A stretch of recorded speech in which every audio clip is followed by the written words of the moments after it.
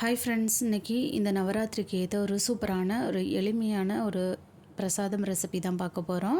இது செய்கிறதுக்கு ரொம்ப நேரம் ஆகாது, ரொம்ப சட்டுன்னு செஞ்சு முடிச்சிடலாம். வாங்க எப்படி செய்கிறதுன்னு வீடியோக்குள்ளே போய் பார்க்கலாம். ஃபஸ்ட்டு இந்த ரெசிபி செய்கிறதுக்கு நான் இன்றைக்கி ஒரு 1 கப் கடலைப்பருப்பு ஒரு 1/2 அன் ஹவர் ஊற வச்சு எடுத்திருக்கேன். இந்த மாதிரி நல்லா ஊறினதுக்கப்புறம் தண்ணி எல்லாம் வடிகட்டிட்டு அதை ஒரு மிக்ஸி ஜாருக்கு சேர்த்துக்கலாம். இப்போ நான் தண்ணியெல்லாம் நல்லாவே வடிகட்டினேன், அது ஒரு மிக்ஸி ஜாருக்கு சேர்த்துக்கிறேன். இப்போது தண்ணி எதுவுமே ஊற்றாமல் கொஞ்சம் கொரப்பாக அரைச்சி எடுத்துக்கலாம். இப்போ இது ஒரு ஓரமாக வச்சிடறேன். இப்போ இன்னொரு பேனில் ஒரு 2 டேபிள் ஸ்பூனுக்கு நான் நெய் ஊற்றிருக்கேன். அதில் இப்போது ஒரு 5-6 முந்திரியை நான் வறுத்து எடுத்துக்கிறேன். ஃபஸ்ட்டு முந்திரி கொஞ்சம் கோல்டன் ப்ரௌன் கலர் ஆனதோடு அது ஒரு ஓரமாக எடுத்து வச்சுக்கலாம். இப்போது அதே பேன்லேயே நான் இன்றைக்கி ஒரு 1 கப் துருவின தேங்காய் எடுத்திருக்கேன். அதை ஒரு முறை நல்லா நான் வறுத்துக்கிறேன்.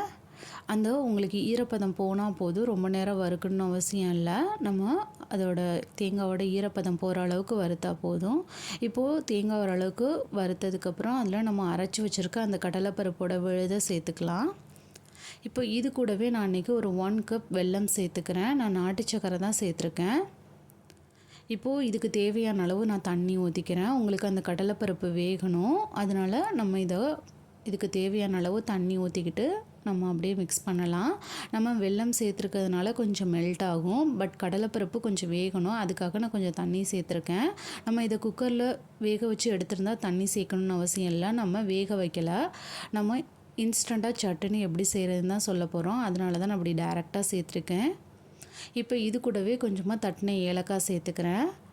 அவ்வளோதான். இப்போது நமக்கு தேவையான பூர்ணம் ரெடி ஆகிடுச்சு. இப்போ இது ஆறுனதுக்கப்புறம் இதை உருண்டைகளாக உருட்டி எடுத்துக்கலாம். இதை நீங்கள் இந்த ரெசிப்பியை நீங்கள் டைரெக்டாக எண்ணெயில் வேணாலும் பொரித்து எடுக்கலாம், இல்லை நீங்கள் எண்ணெய் வேணான்னு நினச்சிங்கனாக்கா நீங்கள் பணியாரமாக கூட சுட்டு எடுக்கலாம். இப்போது நான் இன்றைக்கி ஃப்ரெஷ்ஷான இட்லி மாவு எடுத்திருக்கேன். அதில் ஒரு 1 டேபிள் ஸ்பூனுக்கு கோதுமை மாவு சேர்த்துருக்கேன், இல்லைன்னா நீங்கள் மைதா மாவு கூட சேர்த்துக்கோங்க. இப்போது இதில் கலருக்காக மஞ்சத்தூள், கொஞ்சமாக எள்ளு சேர்த்துருக்கேன். இப்போது நீங்கள் மைதா மாவு சேர்த்ததுக்கப்புறம் உங்களுக்கு கொஞ்சம் திக்காக ஆரம்பிச்சிரும், அதனால் கொஞ்சம் தண்ணி விட்டு கூட கலந்துக்கோங்க. நான் மைதா மாவு ஏன் சேர்த்துருக்கேன்னா உங்களுக்கு நல்ல லேயர் ஃபார்ம் ஆகும், அதுக்காக தான் சேர்த்துருக்கேன்.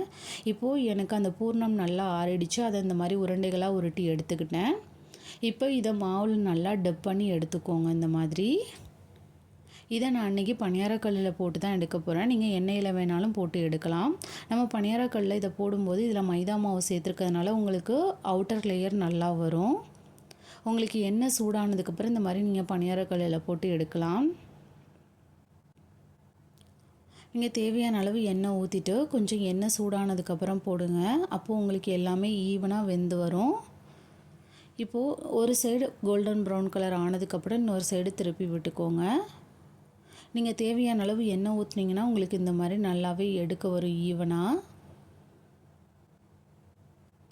இதை நம்ம நவராத்திரிக்கு இந்த மாதிரி சிம்பிளான ஒரு பிரசாதம் ரெசிபி செஞ்சு கொடுக்கலாம். ரொம்பவே ஈஸியாக இருக்கும்.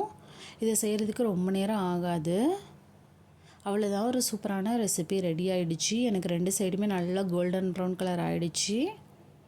நீங்களும் ட்ரை பண்ணி பாருங்கள். இந்த நவராத்திரிக்கு இந்த மாதிரி சிம்பிளான பிரசாதம் செய்யுங்க, ரொம்பவே நல்லாயிருக்கும். எனக்கு 2 சைடுமே நல்லா சூப்பராக வந்திருக்குது. தேங்க்ஸ் ஃபார் வாட்சிங்.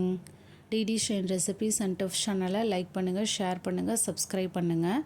நாளைக்கு திரும்பவும் இதே மாதிரியான வேறு ஒரு பிரசாதம் ரெசிபியோடு பார்க்கலாம். பாய்.